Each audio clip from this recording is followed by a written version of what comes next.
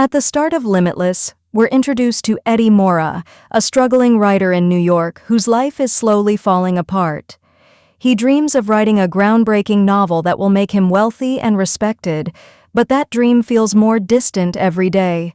For weeks, he's been trapped in a brutal creative block, sitting in front of his laptop for hours, unable to produce even a single meaningful sentence. His mind feels empty, like there's a wall blocking every idea from coming through. Things only get worse when he meets his girlfriend Lindy at a cafe. Eddie believes their relationship is stable and imagines a future where they eventually get married. But Lindy has reached her limit. She's tired of supporting him financially while he drifts without direction. Despite Eddie's attempts to reassure her, she firmly ends the relationship, leaving him completely devastated.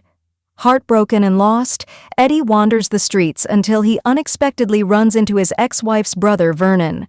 Vernon immediately notices how rough Eddie looks, disheveled, broke, and defeated. Trying to save face, Eddie pretends he's busy with a big writing contract, but Vernon isn't convinced. They decide to grab a drink, and during their conversation, Eddie admits the truth. He hasn't written anything and is falling behind in every aspect of his life. That's when Vernon reveals something unusual. He works in pharmaceuticals and offers Eddie a mysterious drug called NZT-48, a pill that supposedly unlocks the full potential of the human brain. According to Vernon, people normally use only a fraction of their mental capacity, but this drug allows access to everything: memories, knowledge, and enhanced intelligence. At first, Eddie refuses. The drug is expensive, and the whole idea sounds too good to be true, but Vernon insists and gives him a pill for free before leaving. With nothing left to lose, Eddie takes it. Almost instantly, everything changes. His mind sharpens to an extraordinary level. Thoughts flow effortlessly, connections become obvious, and every piece of knowledge he's ever encountered suddenly becomes accessible. When his landlord's wife confronts him about unpaid rent, Eddie reads her behavior like an open book, deducing details about her life with shocking accuracy. Within minutes, he even helps her solve her academic problems with ease. Back in his apartment, Eddie notices the chaos around him, his messy, neglected living space. But now, fueled by unstoppable energy and clarity, he cleans everything with precision and speed. Then he sits down to write. This time the words come naturally, forming perfect sentences as if they've always been there. He works non-stop into the night, producing pages of brilliant writing before finally collapsing into sleep. The next morning, however, the effect is gone. His mind returns to its normal, limited state. The brilliance he experienced feels like a distant dream. Still, the work he produced remains, and when he shows it to his editor, she's stunned by its quality. Eddie realizes something unsettling. That version of himself, the one who wrote so brilliantly, doesn't feel like the real him. Desperate to regain that power, Eddie returns to Vernon. But when he arrives, he finds him brutally beaten. Vernon reveals that the drug is illegal and hasn't been approved. Before they can talk further, Eddie runs an errand for him. But when he comes back, Vernon is dead. The apartment has been ransacked, clearly by someone searching for something. Eddie quickly realizes they were looking for the NZT pills.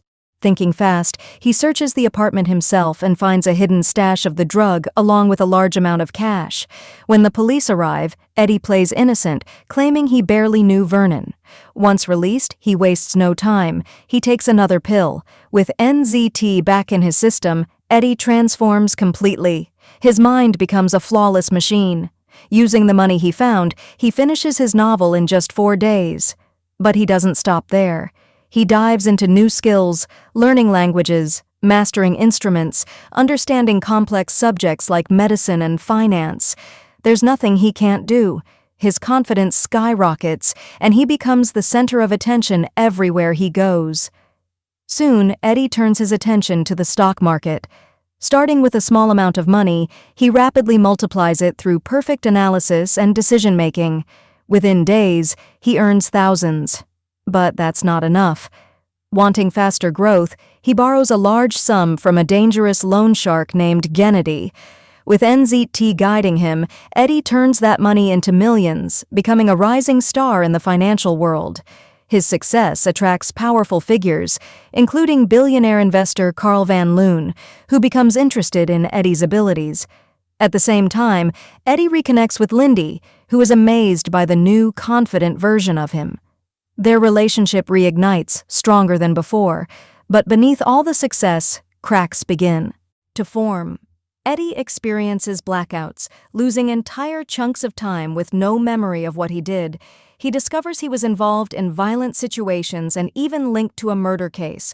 Worse still, he learns that other users of NZT have suffered severe side effects, with many ending up dead. As enemies close in, including a mysterious man hunting the drug and Gennady demanding more pills, Eddie realizes he's trapped.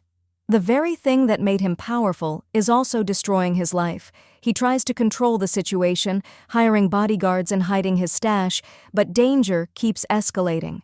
Eventually, everything spirals into chaos. Eddie is hunted, betrayed, and pushed to the edge of death. In a desperate moment, he turns the tables, using his intelligence and the drug in a shocking way to eliminate his enemies and survive. In the end, Eddie evolves beyond his former limitations. A year later, he's no longer just a financial genius. He's running for political office, aiming for even greater power. When Carl Van Loon confronts him, believing he still depends on NZT, Eddie reveals a final twist. He's already adapted. He no longer needs the drug the same way as before and has planned for every possible threat. Now fully in control, Eddie Mora stands at the top, no longer the broken writer from the beginning, but a man who has mastered his own mind and shaped his destiny, ready to climb even higher.